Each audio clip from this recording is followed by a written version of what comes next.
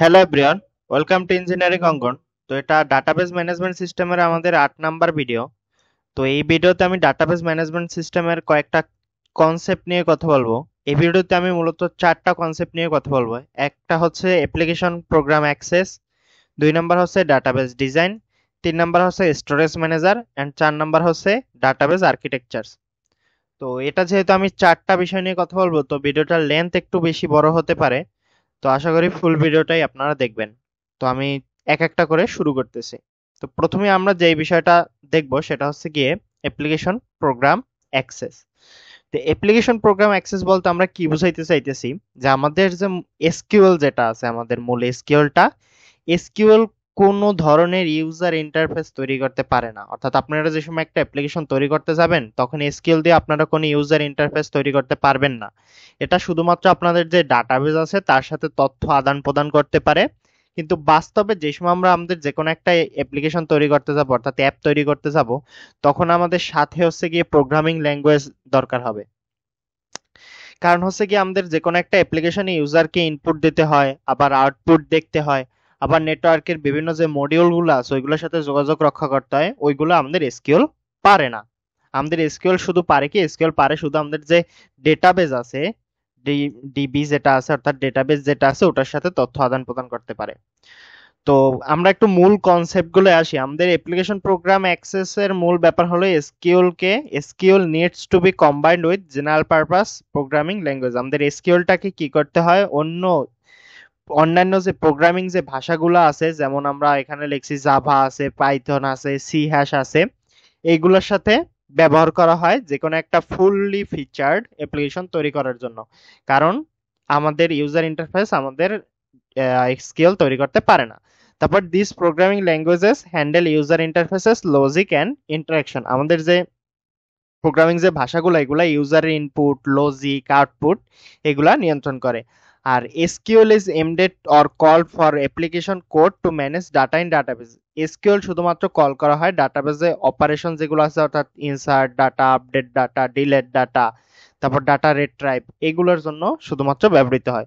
This allows users to interact with data indirectly through a program. এটা শুধু আমাদের কি করে, আমাদের যে প্রোগ্রামের সাথে, প্রোগ্রামের মাধ্যমে আমাদের ডাটাগুলোর সাথে ইনডাইরেক্টলি একটা কানেকশন তৈরি করে। তো আমি একটা উদাহরণ দিয়ে একটা বোঝানোর চেষ্টা করছি। ধরো একজন স্টুডেন্ট, সিএসসি ডিপার্টমেন্টের একজন স্টুডেন্ট, সে চাইছে কি, টাইপ করছে একটা জাভা প্রোগ্রাম টাইপ করছে। একজন সিএসসি ডিপার্টমেন্টের স্টুডেন্ট একটা জাভা প্রোগ্রাম টাইপ করছে। ওই জাভা প্রোগ্রাম কি করছে, একটা জাভা প্রোগ্রামে একটা কোয়েরি চালাইছে, একটা রানস এসকিউএল কোয়েরি, একটা এসকিউএল কোয়েরি চালাইছে। ডাটাবেস কি করছে, ডাটাবেস থেকে ইনস্ট্রাক্টরের লিস্ট চাইছে। কি কোয়েরি চালিয়ে কি চাইছে, ধরো ইনস্ট্রাক্টর লিস্ট চাইছে, যে ওর ডিপার্টমেন্টে কে কোন কোন ইনস্ট্রাক্টর আছে, ইনস্ট্রাক্টর লিস্ট চাইছে। আবার জাভা কি করছে, এই প্রোগ্রামটাকে কোয়েরিটাকে চালাইছে। তো চালানোর পর, এসকিউএল কোয়েরিকে চালানোর পর যেই রেজাল্টটা পাইছে, ডাটাবেসের মাধ্যমে যেই রেজাল্টটা পাইছে, কি ইউজ করে, এসকিউএল ইউজ করে ওইটা আউটপুট হিসেবে আমাদের যে ইউজার আছে ইউজারের কাছে শো করছে। এই যে ডাটাটা ইউজারের কাছে শো করছে। তো পাইলাম কি, আমরা একটা জাভা প্রোগ্রাম লেখছে, সিএসসির একজন স্টুডেন্ট, সে কি দেখতে চাইছে, তারপর একটা এসকিউএল কোয়েরি লিখছে, জাভার ভিতরে একটা এসকিউএল কোয়েরি চালাইছে, যে সে ডাটাবেসের ভিতর দিয়ে যতজন ইনস্ট্রাক্টর আছে তাদের নাম দেখতে চায়। তখন কি হয়েছে, জাভা মানে ইনস্ট্রাক্টর, এসকিউএল কি করছে, এসকিউএল হচ্ছে ইনস্ট্রাক্টরের যে লিস্টটা, এসকিউএল এর কাজ করছে ওই ইনস্ট্রাক্টরের যে লিস্টটা ওইটা ডাটাবেস থেকে বের করছে। আর জাভা কি করছে, জাভা এসে আবার ওই যে লিস্টটা এসকিউএল বের করছে ওইটা আবার ডিসপ্লে করছে কার সামনে, ইউজারের সামনে। তো এই ছিল মূলত আমাদের অ্যাপ্লিকেশন প্রোগ্রাম অ্যাক্সেস। আচ্ছা, আমি যদি আরেকটু বোঝানোর ট্রাই করি, আমাদের এসকিউএল দিয়ে আমাদের যদি সবচেয়ে ব্যবহৃত সোশ্যাল মিডিয়া সাইটের কথা চিন্তা করি, তাহলে ফেসবুক হচ্ছে গিয়ে আমাদের সবার ব্যবহৃত বা সর্বপরিচিত সোশ্যাল মিডিয়া সাইট। তো এসকিউএল দিয়ে আমরা সাধারণত কোনো ফেসবুক রে বানাইতে পারবো না। শুধুমাত্র আমরা কি করতে পারবো, ফেসবুক বানাতে পারবো না, কারণ এসকিউএল শুধুমাত্র ডাটা নিয়ে কাজ করে। স্ক্রিন বানানোর বা ইউজার ইনপুট যেগুলো আছে ওইগুলো এসকিউএল পারে না। এজন্যই কি করতে হবে, ফেসবুক যদি আমাদের বানাইতে হয় তাইলে কি করতে হবে, যে কোনো একটা প্রোগ্রামিং ল্যাঙ্গুয়েজ লাগবে, প্লাস হচ্ছে গিয়ে আমাদের এসকিউএল। এসকিউএল আমাদের ডাটাবেজের কাজ করবে, আর programming language input output user interface সবগুলার কাজ করবে। ধরো তুমি একটা নেটফ্লিক্সে গেছো, নেটফ্লিক্সে গিয়া একটা মুভির নাম লিখছো, নেটফ্লিক্সে গেলা তুমি, নিয়ে একটা মুভির নাম লিখলা, ধরো মুভির নাম আছে AAB, ধরো একটা মুভির নাম লিখলা। এখন এই মুভির নামটা লেখার পর আমাদের যে ফ্রন্ট এন্ড আছে, ফ্রন্ট এন্ডে আমরা সাধারণত কি ব্যবহার করি, রিঅ্যাক্ট ব্যবহার করি, জাভা স্ক্রিপ্ট ব্যবহার করি। এই ফ্রন্ট এন্ডের মাধ্যমে ইনপুটটা নেওয়া হইলো। এরপর কি আমাদের ব্যাক এন্ড যেটা থাকবে, ব্যাক এন্ড হিসেবে আমরা কি ব্যবহার করি, পাইথন অথবা জাভা, সেটাকে এসকিউএল এর যে কোয়েরি আছে সেই কোয়েরিতে রূপান্তর করবে। আর কোয়েরি রূপান্তর করে, আর এই যে ডাটাবেস থেকে মুভি যেটা আছে সেটা আমাদের বের হয়। তো এই ছিল মূলত আমাদের এসকিউএল আর প্রোগ্রামিং ল্যাঙ্গুয়েজের সাথে কানেকশন। আর এটা আমরা প্রোগ্রামটা অ্যাক্সেস করব কিভাবে, অ্যাপ্লিকেশন প্রোগ্রামটা অ্যাক্সেস করব কিভাবে, যে কোনো একটা প্রোগ্রামিং ল্যাঙ্গুয়েজ প্লাস হচ্ছে গিয়ে আমাদের এসকিউএল এর মাধ্যমে আমরা যে কোনো একটা ফুললি ফিচার্ড অ্যাপ্লিকেশন বানাইতে পারি। তো এরপর আসে আমাদের ডাটাবেস ডিজাইন। তো ডাটাবেস ডিজাইন কি, ডাটাবেস ডিজাইন হলো গিয়া আমাদের ডাটাকে কিভাবে সংরক্ষণ করব, কিভাবে সংগঠিত করব, একটা পরিকল্পনা, জাস্ট এটা মানে আমরা কোনো কিছু কাজ করার আগে আমরা একটা পরিকল্পনা করি না, সেম ভাবে ডাটাবেজের ক্ষেত্রে সেম। একটা ভালো যদি আমরা ডিজাইন করতে পারি, যেমন একটা বাড়ি বানানোর যখন আমরা চিন্তা করি তখন আমরা কি করি, একজন ইঞ্জিনিয়ার আই না, তারপর একটা ভালো একটা ডিজাইন করি। সেম ভাবে একটা ভালো ডিজাইন করলে ভবিষ্যতে ডাটাগুলো আমরা ব্যবহার করা আমাদের কাছে অনেকটা ইজি হইবে, ভুল কম হবে, পারফরমেন্স আমরা ভালো পাবো, তাই তো। তো দুইটা ধাপের আমরা ডিজাইন জানি, একটা হচ্ছে গিয়ে লজিক্যাল ডিজাইন আর একটা হচ্ছে গিয়ে আমাদের ফিজিক্যাল ডিজাইন। তো লজিক্যাল স্কিমা ফিজিক্যাল স্কিমা সম্পর্কে তো আশা করি সবাই জানো, আমাদের পূর্ববর্তী ভিডিওতে আমরা কথা বলা হয়েছে এই সম্পর্কে, তো ওই টাইপেরই কিছুটা। তো লজিক্যাল ডিজাইন কি বলে, এখানে লজিক্যাল ডিজাইনের মাধ্যমে আমরা নির্ধারণ করি কি ডাটা লাগবে এবং কিভাবে সাজানো হবে। আমরা কোন একটা ডাটাবেসের মধ্যে কি ধরনের ডাটা লাগবে এবং কিভাবে সাজানো হবে, ওইটা যেটার মাধ্যমে কল্পনা করে সেটা হচ্ছে কি আমাদের লজিক্যাল ডিজাইন। ধরো আমরা একটা স্টুডেন্ট টেবিলের কথা চিন্তা করি, এখন একটা ডাটাবেস, ইউনিভার্সিটি ডাটাবেস, তো ইউনিভার্সিটি ডাটাবেসের মধ্যে স্টুডেন্ট টেবিলে কি কি থাকতে হবে, অবশ্যই আইডি থাকতে হবে, স্টুডেন্টের নেম থাকতে হবে, সে কোন সাবজেক্টে সেটা থাকতে হবে, মেজর থাকতে হবে অর্থাৎ। তো এটা ছিল মূলত লজিক্যাল ডিজাইন। এরপর আসে আমাদের ফিজিক্যাল ডিজাইন। ফিজিক্যাল ডিজাইন কি, ফিজিক্যাল ডিজাইন নির্ধারণ করে যে আমাদের ডাটা কোথায় এবং কিভাবে সংরক্ষণ হবে, আমাদের ডাটাটা কোথায় এবং কিভাবে সংরক্ষণ হবে, কোথায়, হার্ডওয়্যারে আমাদের ডাটা, মানে ফাইল সিস্টেমে কোথায় ডাটা থাকবে, অথবা ইন্ডেক্স ব্যবহার করা হবে কিনা।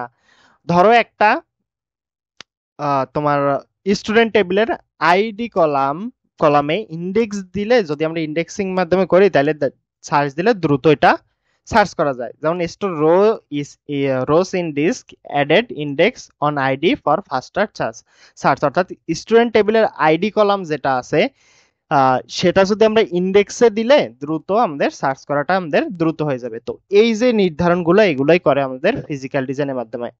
এরপর যদি আমি আরেকটু বলি যে একটা ভালো লজিক্যাল ডিজাইন থেকে আমাদের মূলত একটা ভালো ইয়ার ডায়াগ্রাম পাওয়া যায়। ইয়ার ডায়াগ্রাম হচ্ছে এন্টিটি রিলেশনশিপ ডায়াগ্রাম। তো এন্টিটি রিলেশনশিপ ডায়াগ্রাম সম্পর্কে আমাদের একটা ফুললি ডেডিকেটেড ভিডিও আসবে, তো এখনই ভয় পাওয়ার কিছু নেই।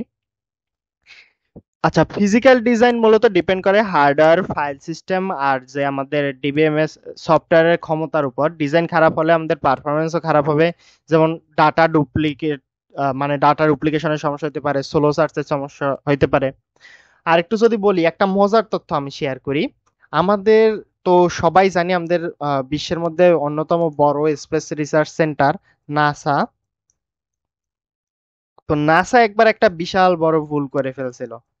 কি ভুল করছে, একটা ভুল ডিজাইনের কারণে নাসার মার্স ক্লাইমেট অরবিটার নামে একটা, Mars Climate Orbiter, MCO, MCO, এটার ফুল ফর্ম হচ্ছে মার্স ক্লাইমেট অরবিটার। এটা ঘটনাটা হচ্ছে কি 1999 সালের, 1999 সালের।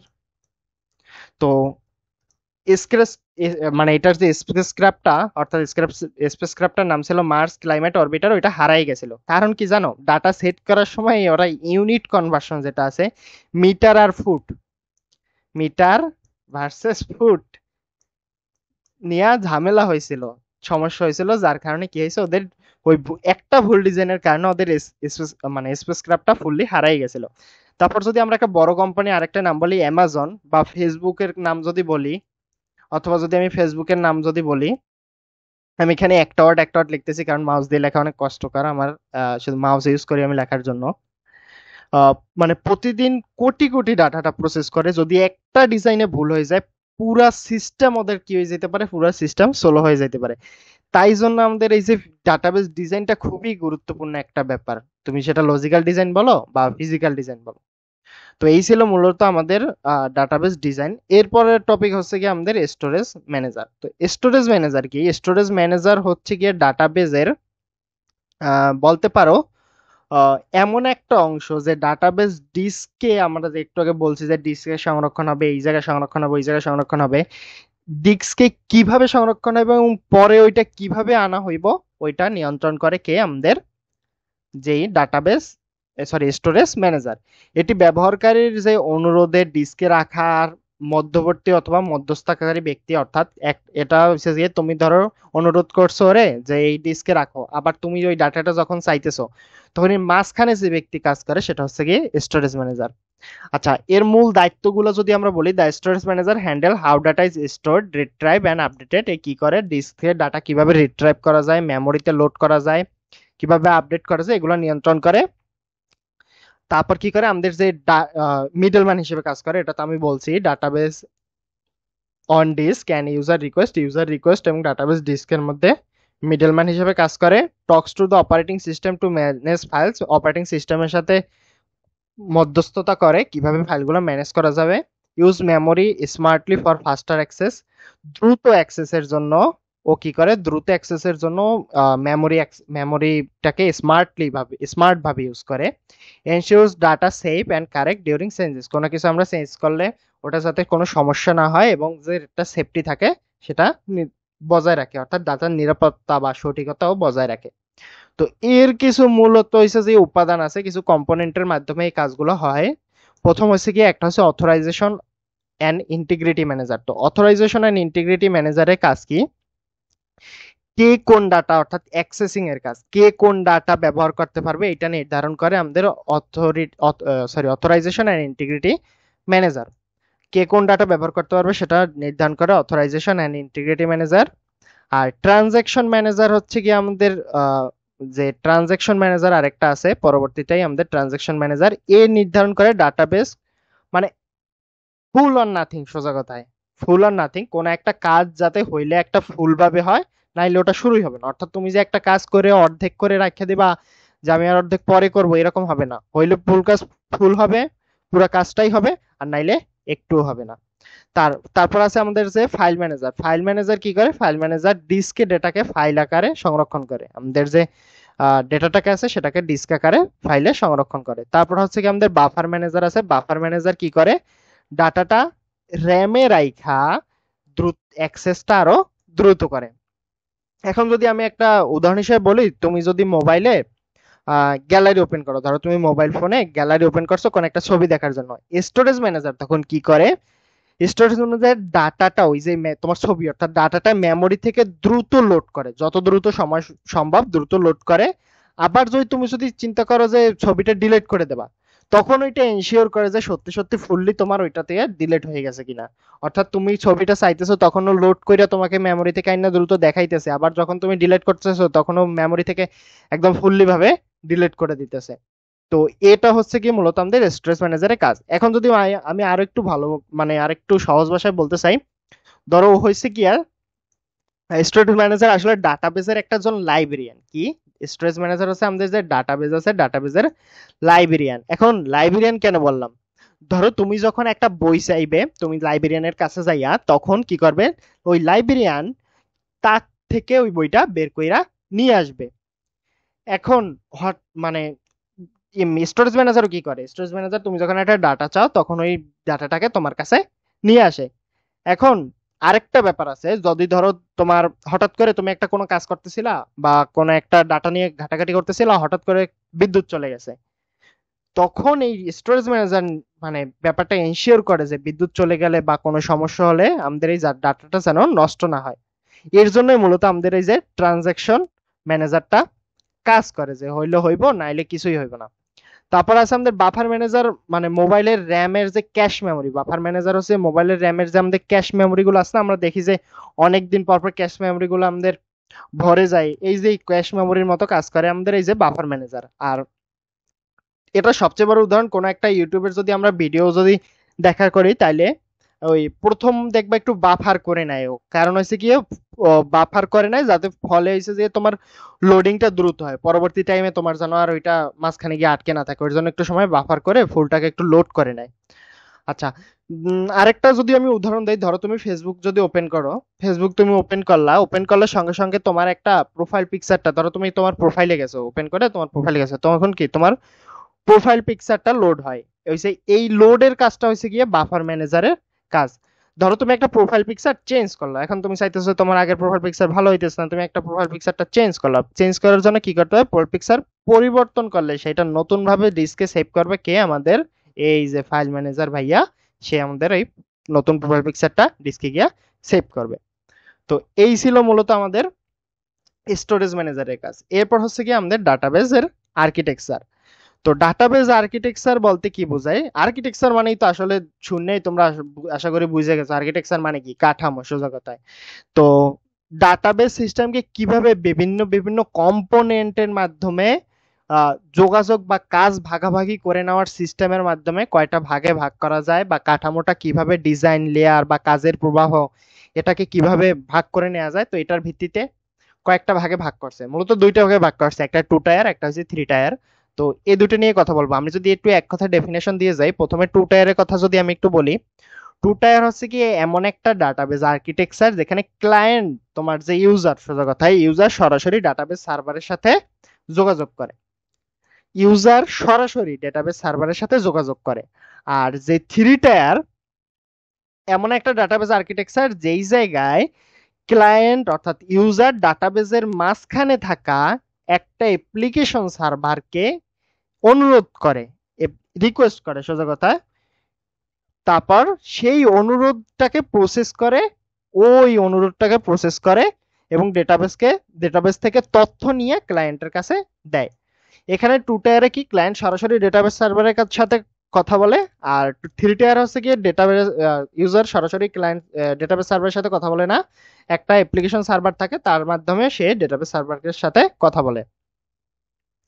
তো এখন আমি একটু যদি ডিটেলসে যদি বলতে চাই তাইলে একটু, আমরা মূলত এটা আমরা ভাগ করছি ভার্সেস সিস্টেম, অর্থাৎ এটা কি হবে ওটা কি হবে, যাতে তোমাদের ব্যাপারটা বুঝতে সুবিধা হয়। তো 2 টায়ার আর্কিটেকচার যদি বুঝতে চাই, এটা হচ্ছে কি সরাসরি তুমি যদি বলো client to data server, user user to data server অথবা ক্লায়েন্ট টু ডাটা সার্ভার, অর্থাৎ এখানে কি হয়, ক্লায়েন্ট অ্যাপ্লিকেশন মানে আমাদের যে অ্যাপ্লিকেশন সার্ভার কোনো কিছু থাকে না, অ্যাপ্লিকেশন সার্ভার থাকে 3 টায়ারে, আর এটা শুধুমাত্র ক্লায়েন্ট থেকে সরাসরি ডাটা সার্ভার। ক্লায়েন্ট সরাসরি ডাটাবেসকে একটা কোয়েরি পাঠায় আর রেজাল্ট নেয়, মানে সরাসরি ও কোয়েরি পাঠালো ডাটাবেস সার্ভারে, আর ও আবার রেজাল্টটাকে নিয়ে নিল সরাসরি ইউজার। তো এটা মূলত ব্যবহার করা হয় আমাদের যে ছোটখাটো যে অ্যাপ্লিকেশন গুলো আছে ওইগুলাই, কারণ এটা তোমার হচ্ছে বড় ডাটার ক্ষেত্রে কাজ করে না।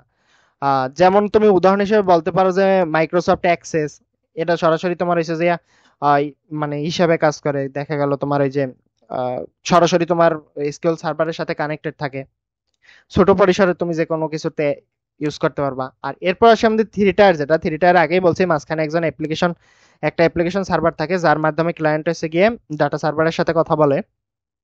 তো প্রথম কি ক্লায়েন্ট, মানে ক্লায়েন্ট যে আছে অর্থাৎ ইউজার আছে, অ্যাপ্লিকেশন সার্ভার যেটা আছে, অ্যাপ্লিকেশন সার্ভারের মধ্যেও একটা রিকোয়েস্ট পাঠায়। সার্ভার কি করে, ওর ভিতরে একটা বিজনেস লজিক প্রসেস করে, ও ভিতরে একটা বিজনেস লজিক প্রসেস করে, ডেটাবেস থেকে ও ডেটাটা নেয়, নিয়ে তারপর হচ্ছে কি আমাদের ক্লায়েন্টের কাছে ভাগ করে দেয়। এখন এটা সুবিধা কি, এটা সুবিধা হচ্ছে এটা নিরাপত্তা বেশি, সিকিউরিটি বেশি, এটা স্কেলেবল, তারপর বড় ডাটার ক্ষেত্রে কাজ করা যায়, মানে আলাদা আলাদা অংশে বিভক্ত, যার কারণে কোনো ঝামেলা হয় না। এটা সাধারণত অনলাইন ব্যাংকিং সিস্টেমে ব্যবহৃত হয়। তারপর হচ্ছে গিয়ে তোমার আরো যে বড় বড় যেগুলো আছে অ্যাপ্লিকেশন সার্ভার আছে ওইগুলোর ক্ষেত্রে ব্যবহৃত হয়। যেমন আছে ক্লায়েন্ট ও web browser log in transaction logic, এইসব কাজের জন্য এটা ব্যবহৃত হয়।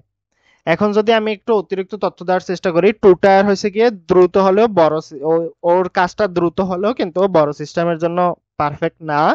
3 টায়ার এফিসিয়েন্ট বলতে পারো, সিকিউর বলতে পারো, বেশি ইউজার সামলাইতে পারে, বড় ডাটার ক্ষেত্রে কার্যকরী। আর ধরো তুমি আরেকটু আমি যদি একটু উদাহরণ দিয়ে বোঝানোর চেষ্টা করি, ধরো তুমি একটা লাইব্রেরিতে গেছো, দুইটাই আমি একটা উদাহরণ দিয়ে হালকা আরেকটা উদাহরণ দিয়ে বোঝানোর চেষ্টা করি, আমি আগেই একটু মুছে নেই। তো ধরো তুমি একটা লাইব্রেরিতে গেছো, এখন লাইব্রেরিতে গিয়া, এর মানে হচ্ছে গিয়ে ধরো তোমার লাইব্রেরি, তো তুমি লাইব্রেরিতে গেছো, লাইব্রেরিতে গিয়া তুমি সরাসরি লাইব্রেরিতে গিয়ে বই নিয়ে আসছো। তুমি লাইব্রেরিতে ঢুকলা, ঢুকে এই তুমি, এটা হলা তুমি তুমি সরাসরি লাইব্রেরিতে ঢুকলা, তোমার প্রয়োজনীয় যেটা বই আছে তুমি বইটা নিয়া তুমি নিজের কাছে চলে আসলা। এটা হচ্ছে কি আমাদের টু টায়ার, অর্থাৎ ক্লায়েন্ট সরাসরি ডাটাবেস সার্ভার থেকে ডাটা নেয়। আর এইটা হচ্ছে গিয়া তুমি এক গেলা লাইব্রেরিতে, লাইব্রেরিতে গিয়া লাইব্রেরিয়ানের কাছে বললা যে আঙ্কেল বা স্যার আমার এই বইটা লাগবে, তখন ও কি, মানে এই যে লাইব্রেরিয়ান আছে উনি কি করলো, ডেটাবেস থেকে অর্থাৎ লাইব্রেরি থেকে বইটা নিয়া তোমার হাতে দিল। এটা সবচেয়ে মানে সহজ পদ্ধতি বোঝানোর। তো মানে এটাই ছিল মূলত আমাদের থ্রি টায়ার আর two tier application system, architecture system. তো আমাদের যে, ধরো তোমার আর একটু যদি বলতে চাই, ফেসবুক যদি তোমার সরাসরি টু টায়ার ব্যবহার করতো তাহলে কি কোটি কোটি মানুষ তো ফেসবুক একসাথে ব্যবহার করে, তাইলে ও ব্যবহার করতে পারতো না, পুরো সিস্টেমই ক্র্যাশ করতো। এই জন্য আমাদের থ্রি টায়ার গুলা কি, বড় সিস্টেমের জন্য আমাদের থ্রি টায়ার আর্কিটেকচার ব্যবহৃত হয়। তো এই ছিল মূলত আজকের ভিডিও। তো আমাদের ভিডিওটি দেখার জন্য ধন্যবাদ। আর আমাদের ভিডিওগুলো ভালো লাগলে অবশ্যই সাবস্ক্রাইব করে আমাদের পাশে থাকবেন। দেখা হবে পরবর্তী কোনো ভিডিওতে।